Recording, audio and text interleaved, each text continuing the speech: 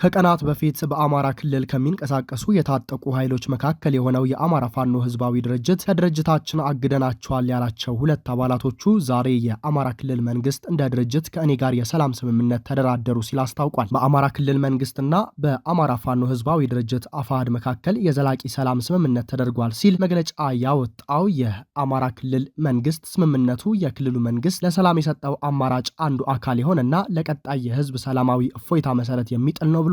በድርድሩ የአፍሪካ ህብረትና ኢጋድ አባላት እንደተሳተፉም የተገለጸ መሆኑን የገለጸው መግለጫው በአማራ ክልል ርዕሰ መስተዳድር አረጋ ከበደና በአማራ ፋኖ ህዝባዊ ድርጅት አፋሕድ ተወካይ ካፒቴን ማስረሻ ሰጤ መካከል ተደርጓል ሲል አስታውቋል። ይሁን እንጂ የፋኖ ድርጅቱ ስለነ ማስረሻ ሰጤ ከቀናት በፊት ከአገዛዙ ጋር ግንኙነት እንዳለው ካወቅን በኋላ ከቀጠናችን ተሰውሯል፣ አሁን ያለበትን ቦታ አናውቅም ሲል ገልጾ ነበር። በአረጋ ከበደ የሚመራው የአማራ ክልል መንግስት ተደራደርኩት ያለው የአማራ ፋኖ ህዝባዊ ድርጅት ምክትል ህዝብ ግንኙነትና የሸዋ ጠቅላይ ግዛት እዝ ቃል አቀባይ ፋኖ አበበ ሙላት የማስረሻ ሰጤንና መስፍን ከፈለኝ የተባሉ የቀድሞ የፋኖ አመራሮችን መታገድና ያሉበትን ሁኔታ በሚመለከት ምላሽና ማብራሪያ በሰጡበት ወቅት ፋኖ አበበና ማስረሻ ሰጤ ከፋኖ ጋር የሐሳብ ልዩነት ስላላቸው አይደለም የታገዱት። ፋኖ ከህወሓት ጋር መስራት በመጀመሩና ይህን ባለመደገፋቸው ሳይግባቡ ቀርተው ተለያዩ በሚል በማህበራዊ ሚዲያ የሚሰራጨው መረጃም ከእውነት የራቀ ነው ብሏል። እኛ ያገድናቸው የወንድሞቻችን ደም ሳይደርቅ ከአገዛዙ ኃይል ጋራ በሴራ እየተንቀሳቀሱ በመገኘታቸው ነው ሲልም ገልጿል። ለዚህም ከአገዛዙ ተልእኮ ተቀብለው እየተንቀሳቀሱ እንደነበር በርካታ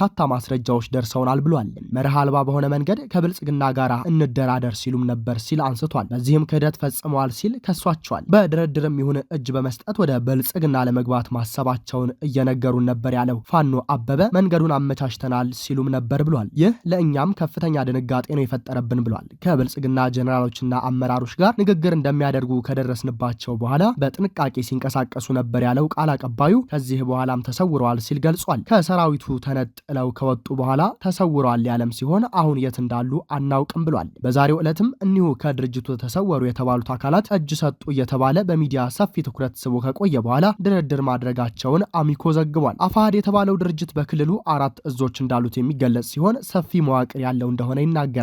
የዚህ ድርጅት መሪም እስክንድር ነጋ ሲሆን ከተቋሙ ጠፉ የተባሉ በኋላ ድርድር ማድረጋቸው የተገለጹት አካላት እንደ ድርጅት መደራደራቸው መነጋገሪያ ሆኗል። ከዚሁ ጋር ተያይዞ በእስክንድር የሚመራው አፋሕድ በዛሬው ዕለት በአማራ ክልልና በአፋሕድ መካከል ስምምነት ተደረገ እየተባለ በተለያዩ የመንግስትና መሰል ሚዲያዎች ላይ እየተዘዋወረው ያለው መረጃ ፍጹም ውሸት፣ በሬ ወለደና ህብረተሰቡን ለማወናበድ የተሰራጨ ነው ሲል የአማራ ፋኖ ህዝባዊ ድርጅት ሰብሳቢ አርበኛ እስክንድር ነጋ ተናግሯል። ህዝባችንም ሆነ የዓለም አቀፉ ማህበረሰብም እንዲያውቅ የምንፈልገው ስምምነቱን ፈረመ የተባለው ግለሰብ ከድርጅቱ አባልነት የታገደና ከመንግስት ጋር የሚሰራና በስመ አማራ የሚንቀሳቀስ መሆኑን እንድትረዱ እንፈልጋለን በማለት አጽንኦት ሰጥቶ ተናግሯል።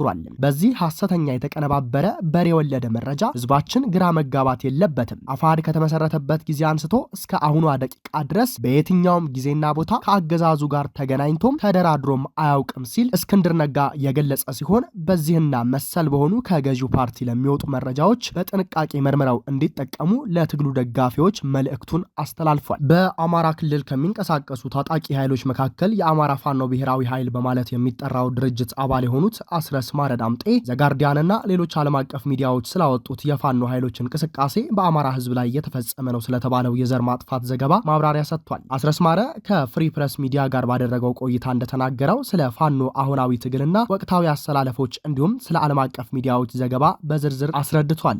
አስረስ አፋብኃ ከተመሰረተ ጀምሮ ስላለው ትግልና የአካሄድ ክፍተቶች መስተካከልን አውስቶ ዓለም አቀፍ ትኩረት አግኝቷል በማለት ጨምሮ ገልጿል። በአሁኑ ሰዓት ፋኖ በተለያዩ ዓለም አቀፍ ተቋማት ዘንድ እውቅና እያገኘ ዲፕሎማሲያዊ፣ ወታደራዊና ፖለቲካዊ እድገት አሳይቷል በማለትም ገልጿል። አርበኛ አስረስ ስለ ሰሜኑ ጦርነትና ስለ ፋኖ የጦርነት ተሳትፎ ተጠይቆ በሰጠው ማብራሪያ ፋኖ በጦርነቱ ተሳትፏል ማለት በወቅቱ የነበረውን ሁኔታ ያኔ የነበረው ፋኖ ነባሩ የአማራ ህዝብ አደረጃጀት ሲሆን ራሱን ለመከላከል ህልውናውን ለማስጠበቅ ያደረገው እንጂ አብይ አህመድን ለመታደግ ያደረገው አይደለም በማለት የነበረውን ልዩነት አስረድቷል። እንዲሁም ዘጋርዲያን ጋዜጣ ፋኖ ከአብይ አህመድ ጋር ተሰልፎ በትግራይ ላይ የዘር ጭፍጨፋ ፈጽሟል ብሎ የዘገበው የተሳሳተ ነው ያለ ሲሆን አሁን ያሉት የፋኖ አመራሮችና አደረጃጀቶችን ተሳትፈዋል መባሉም ውሸት ነው ሲል ጨምሮ ገልጿል። አሁን ያለው ፋኖ በተለየ አስተሳሰብና አደረጃጀት ለትግል የወጣ ነውም ነው ያለው። አስረስ ማረ ስለ ፕሪቶሪያ ስምምነት በሰጠው ምላሽ አማራ ያልተሳተፈበትና ያላመነበት ስምምነት ስለነበረ አልተቀበልነውም ያለ ሲሆን ያኔ አማራ ተሳታፊ ቢሆን ቢሆን ኖሮ ሊፈቱ የሚችሉ ችግሮች ይኖሩ ነበር ብሏል። ሆኖም ግን የፋኖ የትግል መነሻ የፕሪቶሪያ ስምምነት ነው ተብሎ የሚነገረው የተሳሳተ ትርክት ነው ብሏል። በእርግጥ አብይ አህመድ በአማራ ላይ ጦርነት ለመጀመር ሲፈልግ አማራን አግልሎ ያደረገው ስምምነት ነው ያለው አስረስ። ቀጥሎም አማራ ላይ ተፈጽሟል ስለሚባለው ዘር ማጥፋት ወንጀል ተጠያቂነት ሲያብራራ በአማራ ላይ የዘር ማጥፋት የፈጸመ ግለሰብም ይሁን ቡድን በዓለም አቀፍ የዘር ማጥፋት ወንጀል ሕግ የሚጠየቅ ይሆናል በማለት የዘር ማጥፋት ወንጀል እየተፈጸመ ነውም ሲል ወቅታዊ ሁኔታውን ገልጿል። በተለይ አማራ ብዙም በማይኖርበት አካባቢ የሚፈጸመው የዘር ማጥፋቶች ሁሉም በወንጀሉ ልክ እንደሚጠየቅ በዓለም አቀፉ ሕግ ተደንግጓል ብሏል። ዘጋርዲያን ባስነበበው ጽሑፍ ላይ የፋኖ ሰራዊት 20 ሺህ ብቻ ነው በማለት የዘገበው የተሳሳተ ነው ያለ ሲሆን ዘገባው ላይ ፋኖ ብዙ ቀጠናዎችን ሸፍኗል ብሎ ተናግሮ ግን ደግሞ በቁጥር አሳንሶ ማቅረቡ የተምታታ ሪፖርት ነው በማለት ገልጿል። እንዲሁም ኤርትራ ፋኖን ታሰለጥናለች ተብሎ በዘጋርዲያን የተዘገበው መሰረተ ቢስ ነው ያለ ሲሆን የፋኖ ተጋድሎ በትልቅ ከተሞች የተጀመረ ብዙ ዋጋ የተከፈለበት እንጂ በስልጠና የመጣ ወይም የተለየ ቴክኒካል ድጋፍ አልተደረገለትም በማለት ገልጿል። በተጨማሪም ፋኖ የአጼዎችን ዘመን ሊመልስ ነው ብሎ መዘገቡ ስህተት ሲሆን የትግላችን መነሻ ባለፉት 80 ዓመታት የደረሰብን በደል ለማስቀረትና አሃዳዊ የሚለውን ትርክት ለማስቀረት ፍትህ ለማግኘት እንጂ ሌላ ዓላማ የለንም ነው ያለው። እንዲሁም አማራ ጨቋኝ ነው የአጼዎቹን ዘር እየተባልን የሚደርስብንን መከራ ለማስቀረትና ፍትሃዊ ስርዓት ለመፍጠር ነው ብሏል። በተጨማሪም የተፈጠሩ የተሳሳቱ ትርክቶች አጼዎቹን የሚገልጽ ሳይሆን የፈጠራ ወሬዎች ናቸው እንጂ አጼዎቹ በዘመናቸው የውስጥ ሰላማችንን ብቻ ሳይሆን የውጭ ወራሪንም ሲከላከሉ የቆዩ ናቸው። ፋኖ የሚጋደለው ሌሎችን ለመጠቅለልና ሁሉንም ለመበየን ሳይሆን ህልውናውን ለማስከበር ነው። ከሌሎች የኢትዮጵያ ህዝቦች ጋር የጋራ ቤት ለመፍጠርም ነው ትግላችን ብሏል አስረስ። ሌላው ዘጋርዲያንም ሆነ ሌሎች ዓለም አቀፍ ሚዲያዎችና ተቋማት የተሳሳተ ሪፖርትና ዘገባ በድጋሜ እንዳያወጡ ትልቅ ስራ ይጠበቅብናል ብሏል። የአማራ ትግልና ህዝቡ እየከፈለው ያለው ዋጋ ጆሮ የተነፈገውና መሰራት ያለበት ስራ ያልተሰራበት ነው በማለት የገለጸ ሲሆን የአማራ ህዝብ ከአዲስ አበባ ጨምሮ እየተፈናቀለ ቤት አልባና ተሳዳጅ ሆኗል። በዚህም አብይ አህመድና ቡድኑ ብዙ ማዕቀብ ሊጣልበት የሚገባ ሰው ነበረ ብሏል። አሁንም መንገዶችን በመዝጋት ህክምናና የንግድ እንቅስቃሴ እንዳይደረግ የደረሰን አዝመራን በማቃጠልና ሰፈርን በድሮንና በከባድ መሳሪያ በማውደም ላይ ነው ያለው። መንግስት መር ሽብርተኝነት እንዲቆም ሁሉም አማራ ሊነሳ ይገባል ያለ ሲሆን ፋኖ የምስራቅ አፍሪካ ተገዳዳሪ ኃይል ሆኗል ለሚለው ተደጋጋሚ ንግግሩም ሲያብራራ ይህን ቃል የተናገርኩት የዛሬ 2 ዓመት ሲሆን አሁን ግን ሁሉም የሚናገረውና የተረዳው ሐሳብ ሆኗል ብሏል።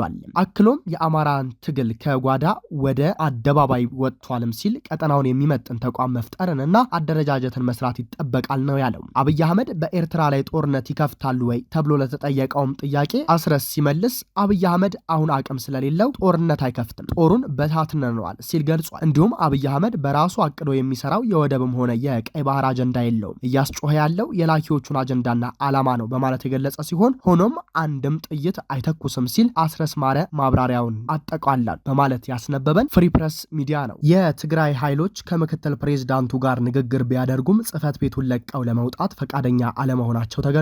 የትግራይ ኃይሎች ዛሬ ሐሙስ ጠዋት በመቀለ የሚገኘውን የትግራይ ጊዜያዊ አስተዳደር ፕሬዝዳንት ጽህፈት ቤት ዙሪያ ለአጭር ጊዜ ከበባ አድርገው በቅጥር ግቢው ዙሪያ ባደረጉት እንቅስቃሴ ትራንስፖርት ተስተጓጉሎ አምሽቷል። የታጠቁ የትግራይ ኃይል አባላት ደሞዝ ዘገየብን በሚል ቅሬታ መቀለ የሚገኘውን የትግራይ ጊዜያዊ አስተዳደር ጽህፈት ቤት ህንፃ ላይ ከበባ ፈጽመው ውለዋል። እንደ መረጃው ገለጻ ኃይሎቹ ወደ ጽህፈት ቤቱ የሚወስደውን መንገድ በመዝጋት ጽህፈት ቤቱን ከበውት የዋሉ ሲሆን በዚህም የፕሬዝዳንቱን ጽህፈት ቤትና የሲቪል ሰርቪስ ቢሮን ሰራተኞች እንዳይገቡ ከልክለው ውጪ እንዲቆዩ አስገድደዋል። ምንጮቹ እንደጠቆሙት ወደ 70 የሚጠጉ የአርሚ 31 ወታደሮች በክስተቱ ውስጥ ተሳትፈዋል። በስፍራው የሚገኘው ዘጋቢ እንዳረጋገጠው ኃይሎቹን በኋላ ላይ የከበቡትን አካባቢ መንገዶች ለቀው በማውጣታቸው ትራፊክና መደበኛ እንቅስቃሴ እንዲቀጥል የተደረገ ሲሆን ከፕሬዝዳንቱ ጽህፈት ቤት መግቢያ በር ግን ለቀው አልወጡም። የጊዜያዊ አስተዳደሩ ምክትል ፕሬዝዳንት አማኑኤል አሰፋ ከኃይሎቹ ጋር መነጋገራቸው የተገለጸ ቢሆንም ኃይሎቹ ከፕሬዝዳንቱ ጋር ስብሰባ ለማድረግ ካልተፈቀደላቸው በስተቀር ለመልቀቅ ፈቃደኛ አልሆኑም ሲሉ ተናግረዋል። አለመግባባቱ የተከሰተው የትግራይ ኃይል አባላት በጥቅምት ወር አጋማሽ ሰልፎችን ካደረጉ ከሳምንታት በኋላ ነው። በወቅቱ ደሞዝ እንዲስተካከልላቸው ቀደም ሲል ለቀድሞ የክልሉ ልዩ ኃይል ይሰጥ ከነበረው ጋር ተመጣጣኝ አበል እንዲፈቀድላቸው እንዲሁም የተሻለ የመኖሪያ ቤትና የደህንነት ድጋፍ እንዲያገኙ ለመጠየቅ ወደ አሉላ አባ ነጋ አየር ማረፊያ የሚወስደውን ዋና መንገድን ጨምሮ በመቀሌ ያሉ ዋና መንገዶችን ዘግተው ነበር። ሆኖም ጊዜያዊ አስተዳደሩ ጥያቄዎቻቸውን ለመፍታት ያለመ መመሪያ ካስተላለፈ ወዲህ የተቃውሞ ሰልፎቹ ረገብ ብለው ነበር። በዛሬው ክስተት ግን ወታደሮቹ ትጥቅ አንግበው የቀረቡ ከመሆናቸውም በላይ በፕሬዝዳንቱ ጽህፈት ቤት ላይ ሙሉ ቁጥጥር አድርገው ነበር ተብሏል።